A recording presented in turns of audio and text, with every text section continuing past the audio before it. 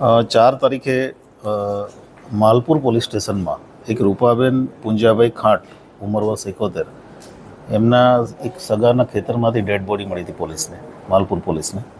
અને એ dead body મળ્યા પછી જે તે સમયે પરિવારનો આક્ષેપ હતો કે પોલીસ ઊંડાણપૂર્વક તપાસ કરે. આજુબાજુ તપાસ કરતાં ત્યાં ફોરેટ કપાસમાં નાખવાની જે દવા છે એની સીસી પણ મળી આવેલી. પ્રાથમિક દ્રષ્ટિએ આ જે છે આખો કેસ આત્મહત્યાનો કેસ લાગતો હતો, પણ માલપુર પોલીસ અને એસઓજીની અમારી ટીમ એણે ઊંડાણપૂર્વક તપાસ કરી અને કેમ કે જે ડેડ બોડી હતી એના પગમાંથી કડલા ગાયબ હતા. એને કારણે થઈને ટેકનિકલ સોર્સિસ અને હ્યુમન ઇન્ટેલિજન્સથી તપાસ કરી કે આવા કડલા ચોર કરવાવાળા કેટલા છે જિલ્લામાં. અનેક લોકોની તપાસ કર્યા પછી 2 શકદારો અમને જે તે સમયે પણ ડાઉટફુલ હતા. દેવાભાઈ ધીરુભાઈ સલાટ, દિલીપ મોહન સલાટ, બંને મોડાસાના છે.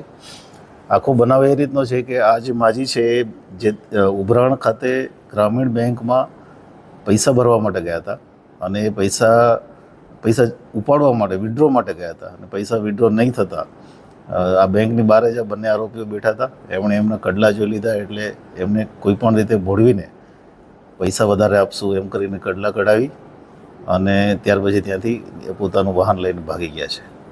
અને આરોપી આ તમામ વસ્તુ કબૂલ કરી છે. ઉપરાંત અમારી પાસે બીજા પણ ટેકનિકલ પુરાવા છે અને એના આધારે અમે બંને આરોપીઓની ગઈકાલે ધરપકડ કરી છે અને આજે આગળની કાર્યવાહી ચાલુ છે.